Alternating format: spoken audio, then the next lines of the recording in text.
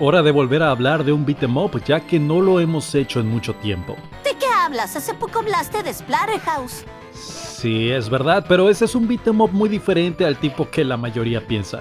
En este caso hablaremos de uno de los aparentemente más queridos de todos los tiempos, Captain Commando de 1991 para arcades de Capcom. La versión que capturé para este episodio fue la de Capcom Beat'em Up Bundle del año 2018, una estupenda recopilación de varios de los mejores beat'em ups de Capcom. Se nota que este juego es justo tu estilo. Lo es, pero aún así no le tengo nostalgia, ya que a pesar de ser de mi época, yo jamás lo jugué hasta comprar esta versión hace varios años. Y eso que la versión de Super Nintendo la vi disponible 1.000.000 de veces en Macro Videocentro. Pero supongo que la portada jamás llamó mi atención.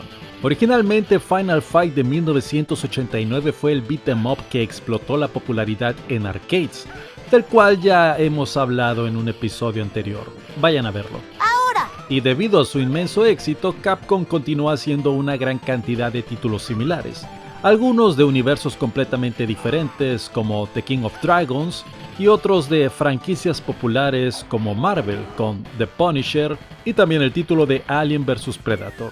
Pero Final Fight nunca recibió una secuela real en arcades, solo en Super Nintendo, excepto que técnicamente sí tuvo una secuela, ya que según el lore, Captain Commando toma lugar muchos años en el futuro de Final Fight, algo que no me habría imaginado por lo diferente del mundo mismo. ¿y en qué año se supone que toma lugar? En el súper lejano futuro del año 2026.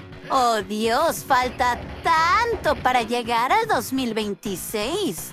Sí, ojalá vivamos para llegar a verlo, porque según este juego en el 2026 existirá todo tipo de tecnología super avanzada y viviremos entre extraterrestres y toda la cosa. Me muero de emoción. La historia se enfoca en este grupo de 4 personajes que pelean contra poderosos criminales de diferentes planetas, liderados por Scomocide, llamado en la versión original japonesa Genocidio, un científico que quiere conquistar al mundo. Nuestros protagonistas son como un tipo de grupo de superhéroes con habilidades que deciden detenerlo. Ellos deben avanzar poco a poco derrotando los secuaces de Scomocide en cada nivel hasta llegar a su satélite privado y derrotarlo ahí. Nuestros protagonistas son liderados por el Capitán Comando. Él tiene guantes eléctricos que le dan superpoderes. Se activan presionando el botón de saltar y golpear a la vez, como era común en beat'em ups de aquel entonces. También está Mac the Knife, un extraterrestre que parece una momia y utiliza cuchillos. Su diseño es la cúspide de finales de los 80s y principios de los 90s. Nunca me gustaron los personajes que llevaban este tipo de moda, si soy honesto, con los shorts y la gorra al revés. Siempre sentí que se veían más tontos que cool. Después está Ginsu, el ninja, un sucesor del estilo Bushin Ryu, el mismo que utilizaba Guy en Final Fight, ya que se supone que Ginsu es del mismo clan ninja que Guy. Lo interesante de este personaje es que cuando lo usas a él, el juego se vuelve 200% más violento, porque su espada no está solo de adorno, sino que realmente saca sangre y además parte constantemente a los enemigos a la mitad cuando los derrotas. Esto debido a que el sistema de clasificación de videojuegos, ESRB, no fue creado hasta 3 años después, en 1994. Aún así, el contraste entre el estilo tan caricaturesco y hasta cierto punto cómico del tono del juego, con la extrema violencia es un poco raro. Como último personaje tenemos a Babyhead, un bebé super genio que maneja un robot de combate para pelear. La idea de un bebé que maneja un robot fue sumamente llamativa en aquel entonces, y es uno de los aspectos que los fans recuerdan con más cariño. No puedo evitar pensar que este personaje es un tipo de Proto-Stewie Griffin. Este era aún el principio de los beat'em ups estilo Final Fight, así que solo tienes el botón de golpe y salto.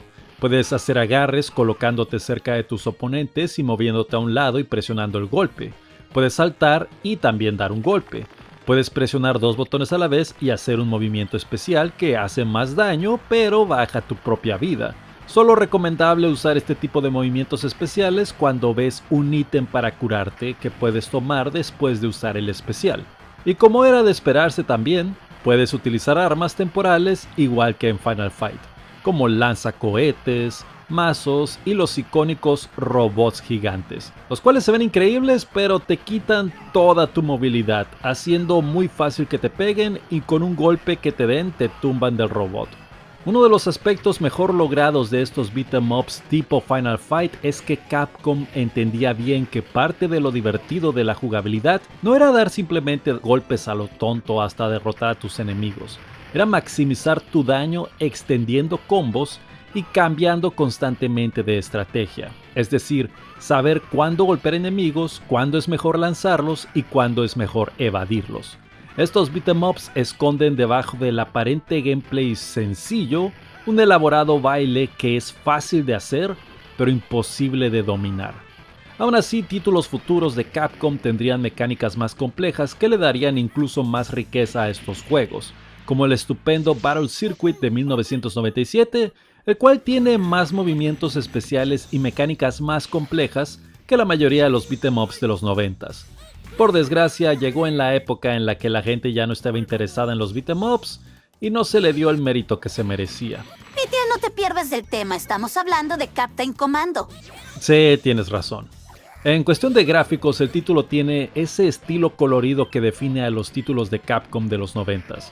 Solo que aquí se puede ver la diferencia entre los artistas de sprites de Capcom en los 80s y en los 90s, ya que a pesar de usar el mismo hardware que Final Fight, en 2 años es muy obvio que el pixel art estaba mucho mejor logrado. Los personajes tienen diseños más proporcionados y los escenarios tienen más detalle que los de Final Fight. Sin embargo, en Captain Commando se podía jugar hasta entre 4 personas al mismo tiempo. Debido a esto hicieron a los personajes más pequeños en pantalla.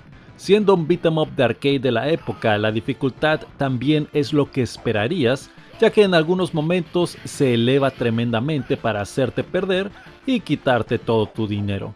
La dificultad del juego realmente está balanceada para ser pasado por múltiples jugadores al mismo tiempo. Aún así, existen algunas personas que logran pasar este juego sin trampas y con solamente un crédito, usualmente explotando las mecánicas del salto con golpe del bebé. O sea que tú no puedes pasarlo con solo un crédito, BTL. Claro que puedo, Lena. Solamente no quiero hacerlo. ¡Claro! Lo interesante es que el personaje de Captain Commando fue creado originalmente en los 80s como una mascota de Capcom que aparecía en algunos pósters e instructivos de juegos de Nintendo y hasta Commodore 64. Su nombre es a la vez un juego de palabras, ya que si tomas las primeras letras de Captain y las primeras letras de Commando y las juntas te da el nombre Capcom. Después de la salida del título de arcade, la popularidad del personaje fue suficiente como para ser un personaje invitado en Marvel vs. Capcom. Pero probablemente parte importante del éxito del juego fue el port de Super Nintendo de 1995. Como era de esperarse, esta versión está limitada en gráficos y además solo se puede jugar entre 2 personas a la vez. Yo nunca he jugado esta versión y aunque entiendo que obviamente habría límites a comparación de la versión de arcade, creo que son más grandes de lo que deberían. Al menos considerando que es un juego de Super Nintendo de 1995. Sobre todo, la música está muy por debajo de otros juegos de Capcom para Super Nintendo.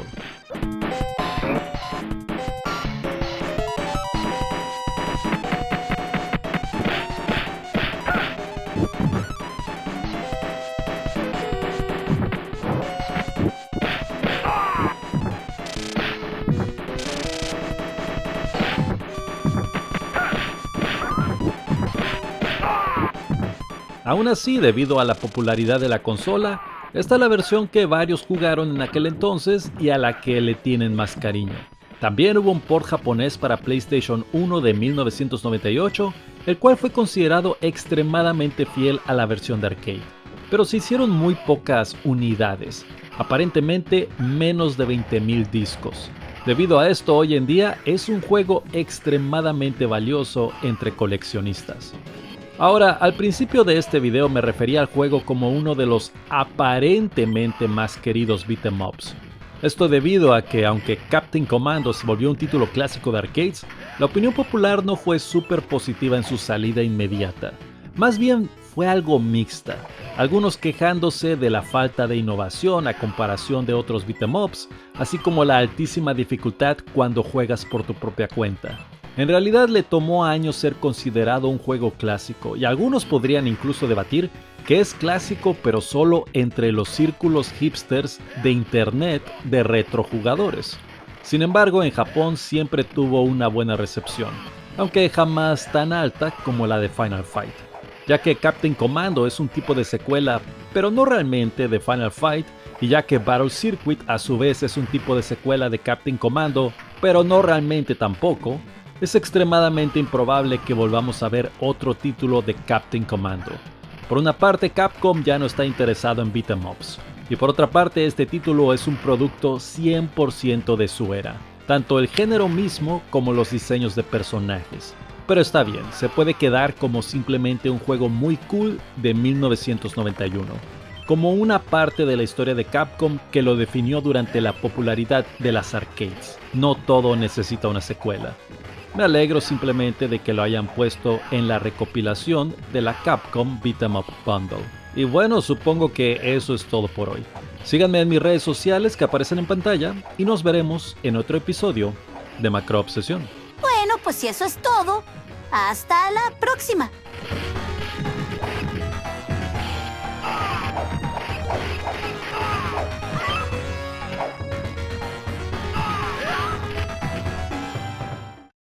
Muchas gracias a los patrons de Vitiel por apoyar este contenido.